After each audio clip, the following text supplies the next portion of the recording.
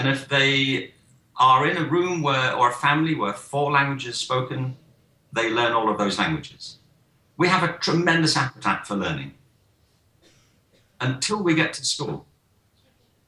And it's amazing to me how many kids lose their appetite for learning when we start to educate them. And it's not because we want it to happen. It's because there are habits in formal education which contradict the appetite to learn, like stopping you just when you're getting interested, or forcing you to do things on the same time frame, like dividing the world up into subjects. So my premise is that the whole point of education is to help people to learn. The thing is, they would learn anyway. So our job is to help them do that. And our assumption is that there are things they should learn that they might not learn if they were left on their own, and some things they wouldn't learn without help. So we should be designing our institutions to assist learning. And the job of a teacher is to help them do that. And the best teachers are the ones who are also learning. Now, the problem, I think, with a lot of the command and control models is that teachers, because of the standardization movement, are being told that their job is to deliver the standards. So it's like education has become some branch of FedEx, that your job is to deliver things to kids. And actually our job is to excite their appetite for learning and to help to guide them and encourage them and to mentor them. So I want to change metaphors. I think that the reform movement is flawed because it's based on an industrial metaphor. It's a mechanical metaphor that assumes you can make things better by being more specific about standards and by telling people what to do and improving efficiency and taking control. And all the evidence is it doesn't work. And it doesn't work because this is a human system, not a mechanical one. A much better metaphor for me is agriculture. Human beings are organic creatures, and we grow and flourish under certain conditions. If the climate is good, we learn. If the climate is not good, like every other plant, we start to pull back. So I think it's better to have an organic metaphor. And actually, it's a more accurate metaphor.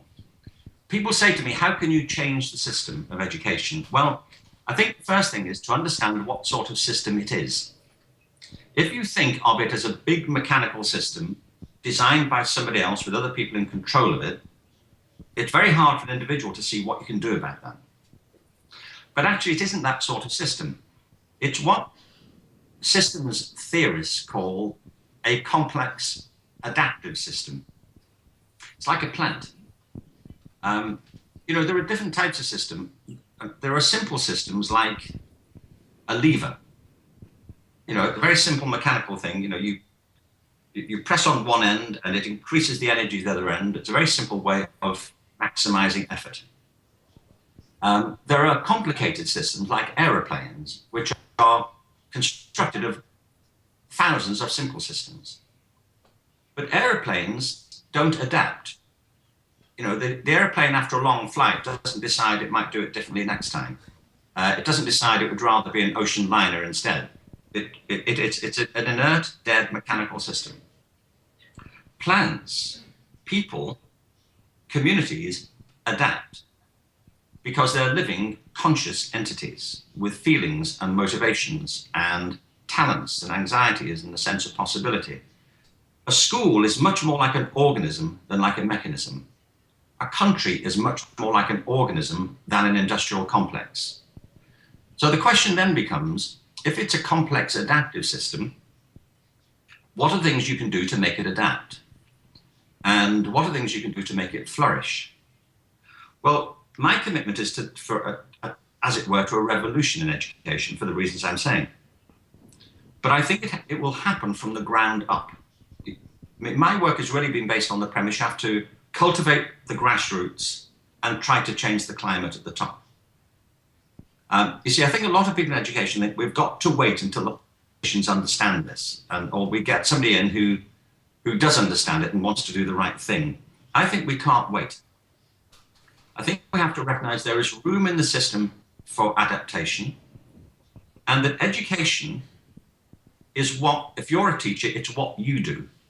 You know, if you're a teacher, if you're a school principal or a district head, but particularly if you're a teacher, for the children that you work with, you are the education system. You know, when that door closes on your classroom, you are the education system. It's not the Secretary of Education, it's not the Minister for Education, it's you. It's you who's in front of them. And if you change what you do, if you change your relationship with the children, if you develop your pedagogical practice so it engages and encourages and enlivens and inspires them, you've changed the world for them. And if collectively as a school, you look for ways of innovating in all the things that you're doing, if you create a culture in the school of collaboration and possibility, you change the world, you change the education system for all the people you're dealing with. And in my experience, there's much more room in institutions for innovation than we recognize. A lot of the habits that we have in schools are not required by law, they're just habits that we've got used to, like dividing the day up into bits, like having separate subjects, like having a hierarchy where some subjects are not given the same importance as other ones. There are things we can do to change our practice in schools. So encouraging that grassroots movement in individual schools, to me, is key. Secondly, we can implement systems that promote collaboration and not competition in our schools. And my experience of this is that if people start to do that, if schools work collaboratively, if teachers work collaboratively in a school, if the schools work collaboratively across a district, you start to create a different type of culture. And if enough people do that, that's where the change starts to happen in the system, because people get interested and pay attention to that. And if something works, people are drawn to it. It's what we did in Northern Ireland. It's why the Arts and Schools project I did subsequently was more successful than the drama project. And it's why what we're doing in Oklahoma is working. I decided to work in Oklahoma because it's a small state. It's very hard to do things in a big, complicated place like California. But Oklahoma has 3.5 million people. So you get all the key people in the same room. And that's an important factor. I was talking yesterday, 2 days ago, to Pasi Solberg, from Finland. And one of the reasons that Finland has become so successful is because it's a small enough place to make it happen.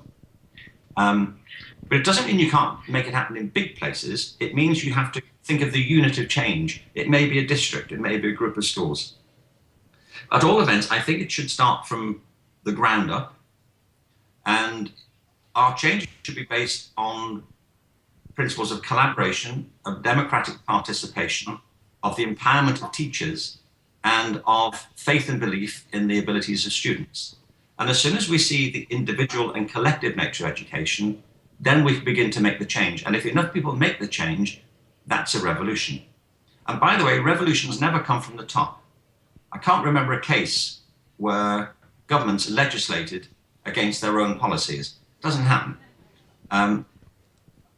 But as well as cultivating things at the bottom, as it were, where the practice is happening, it's equally important to work creatively and constructively with the policymakers. I don't assume that policymakers are malign or are trying to do the wrong thing. It's just often they don't understand what the right thing is. They work on a premise that the old system just needs to be improved. And I think if enough people make the change to the ground, you have much more bargaining power to help politicians do what they should do, which is to create a climate of possibility. I think that in the end, this is my last point really, is that change in education isn't about command and control. It's about climate control. If you change the climate, things start to happen that you couldn't have expected, and things start to flourish where previously they didn't. And that's as true in a human system as in any other ecosystem. And I think if we can shift to see education as an ecosystem that will respond to organic principles, that's where the change begins to happen. That's what I think. Thank you.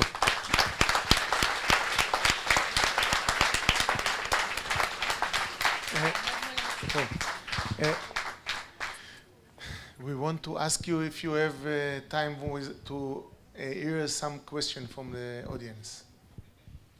No, because I was speaking too slowly. Okay. I do, yes. Yeah. Okay, Yes. thank you. Yeah. חבר'ה, שאלות, אומץ. לא כל יום יוצא לכם לשאול שאלות. Hi, Ken. Are you with us? First of all, thank you for your inspiring things. And I wanted to ask you if you can think of one example of one little thing that you saw a teacher doing that inspire you to see it as a breakthrough, because you were talking in general, but can you give one little sample? Thanks. No.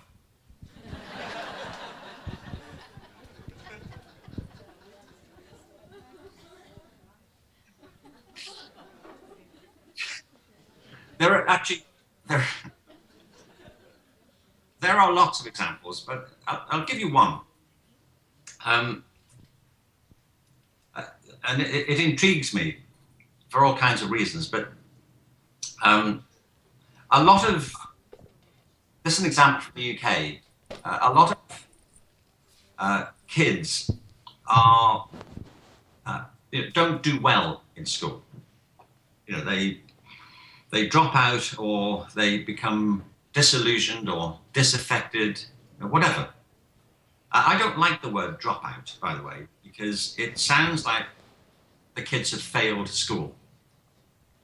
And I think it's always reasonable to say that maybe school failed them. There aren't that many kids who can't be educated. There are some. There are, psychopaths in every generation, but they're thankfully a small number. You don't need many, by the way, do you? But,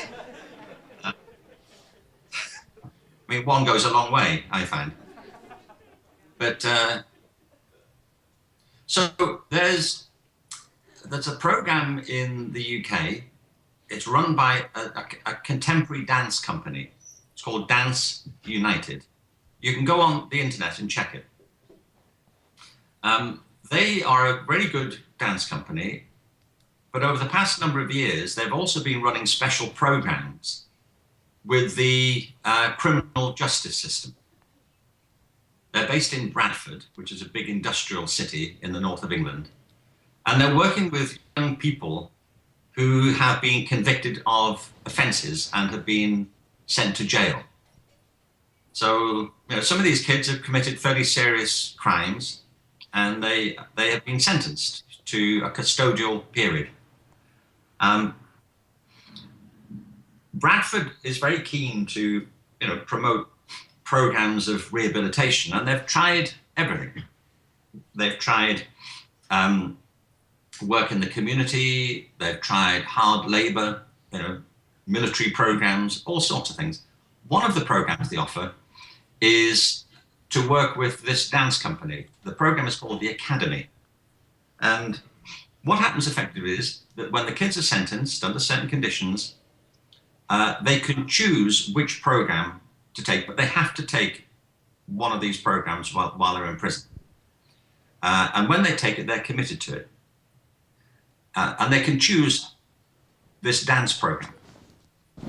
What I love about this is they are actually, literally, sentenced to dance. And it's a 12-week rigorous program.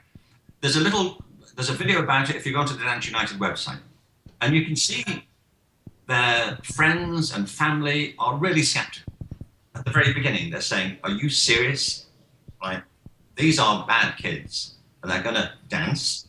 Really? Well, good luck with that."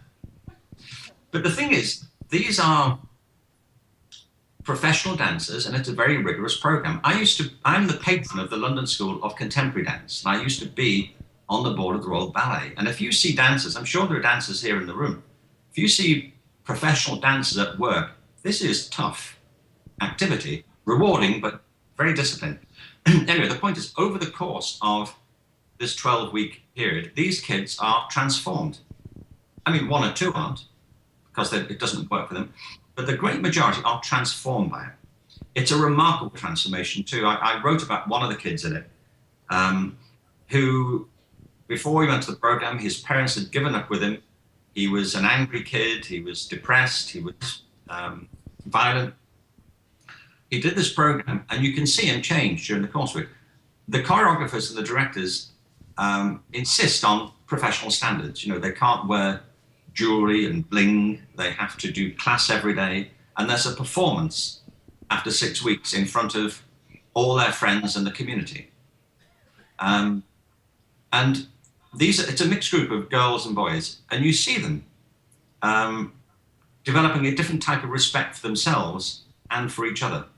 The girls, the director says that one of the problems with these kids is when they come is they have no control of their energy, they have no focus, and the whole thing about dance is you have to focus your energy and be composed.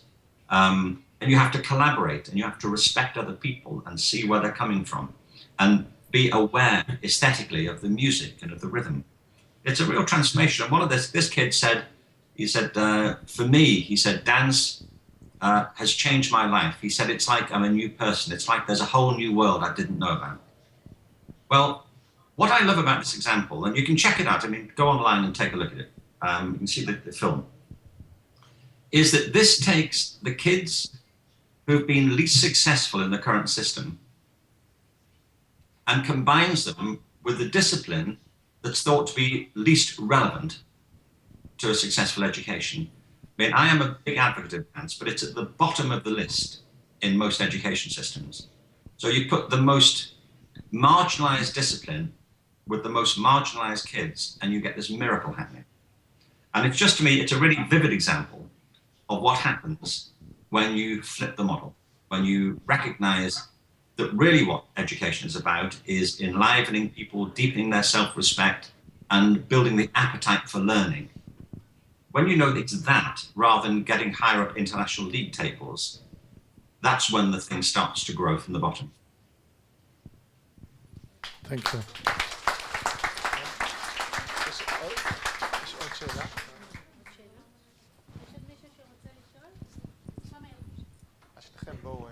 Just another quick question.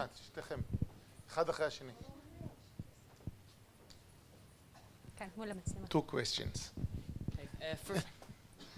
First of all, I wanted to thank you for your inspiring talk. And I wanted to ask you, how much freedom would you give to teachers and principals in choosing the curriculum and the way of teaching? And what would you decide to be mandatory for all? Did you say how much freedom? Yes. And then the second question, which is actually very, has a similarity to the other one. If you were to open a new public school tomorrow, an elementary school, what would be the major points to make it right, to make it work nicely? Okay. Well, I'm not going to open one tomorrow. I'm busy today. Actually, I was asked this by a group of children, middle school children, at an event I spoke at a few months ago. A group of kids came backstage and they offered me a check for $20 million. So it was a false check.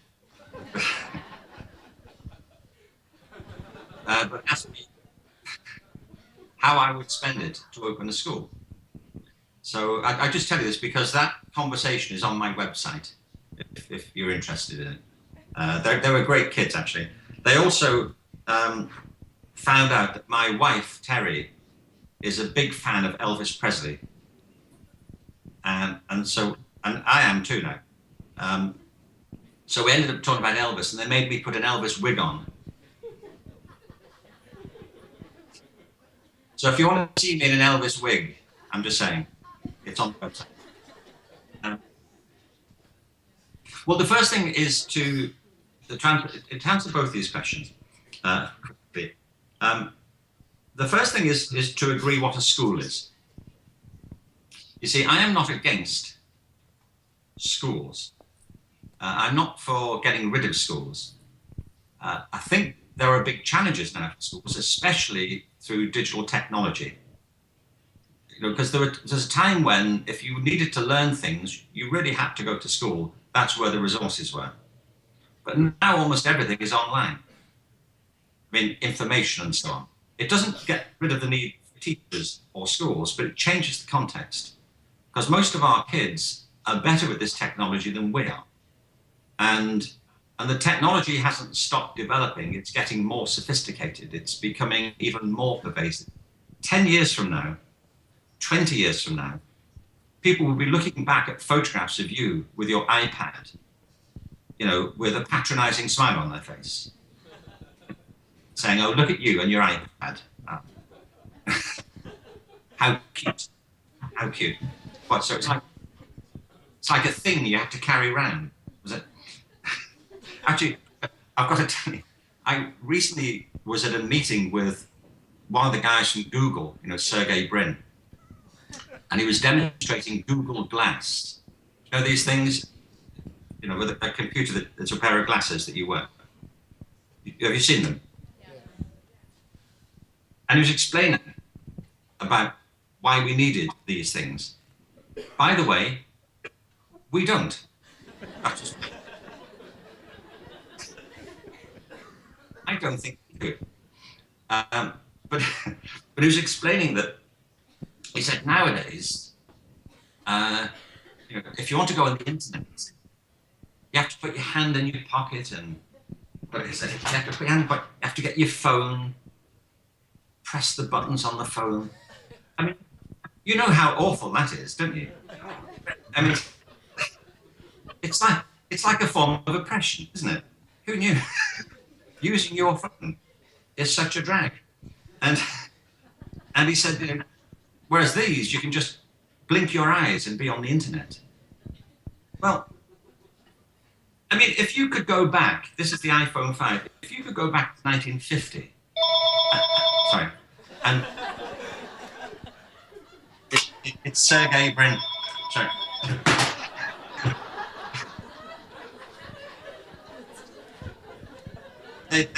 Everything, no idea. No, if you could go back to 1950 and give that to your grandparents, they'd think you were Captain Kirk from Star Trek. But now we're complaining that we have to pick it up and touch it. So I'm saying that 20 years, 30 years from now, the technology will be much more advanced than this. These are primitive. So that's changing the whole context of education. So there's an awful lot we can learn online, and that we are learning online. And online learning will be a big disruptive force, there's no question. But to me, it doesn't remove the need for schools. So what is a school? A school, to me, is just a learning community. It's a group of people who come together to learn together, to learn with and from each other. And I think that need will persist for as long as there are people. There are things you can get from being online. There are things that only happen when you're in the same room with people, when you can feel their energy and you can sense their presence. And you know that. It's one of the ironies to me of the so-called social media. They're not social at all. If anything, they're antisocial. There are all kinds of studies now showing that kids feel that they don't have enough friends, that they have all these people on Facebook. So at school is community of people. That's the first thing. So the question then is, what circumstances help people to learn together? What's happened over time is that we've developed these habits with schools, and they've become kind of ossified, and they get in the way of learning very often. I often say to people here in America, one of the ways we could solve the problems of education would be if we were to stop causing them. That would help. That would do it. It's like in America, there's a growing problem of, they say, of attention deficit disorder. And more kids are being given drugs to help them concentrate. And part of my answer to them is, they would concentrate anyway if it wasn't so boring.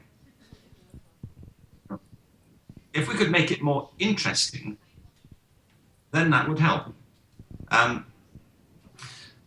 So in terms of a prescription for schools, there are, as I see it, 4 major elements that define a school. There's the curriculum, which is what it is we want people to learn. There's pedagogy, which is the methods we use to help them do it. There's assessment, which are the processes we use to make judgments about their progress and achievement. And then there's the cultural environment in which all this happens, which has all its own messages to them. In terms of the curriculum, I would not build a curriculum on the idea of subjects. I think subjects are a bad idea, in the sense that they are simply conventions for carving up information. The idea of a subject suggests that there's an area of life that can be defined by its content. Well, if you think of mathematics, for example,